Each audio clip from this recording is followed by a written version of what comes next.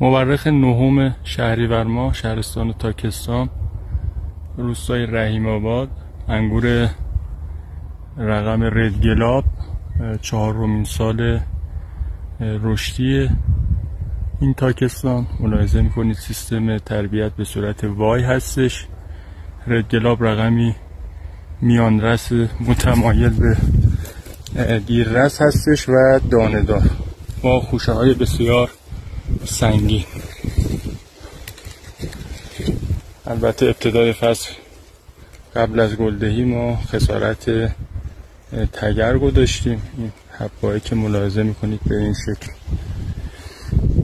ترک خورده، دلیلش بارش تگر در این مجموعه بوده.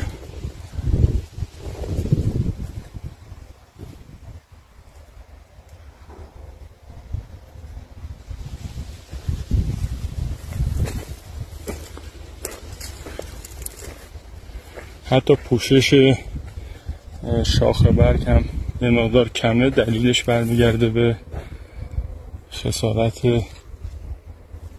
تگرگ در ابتدای فصل.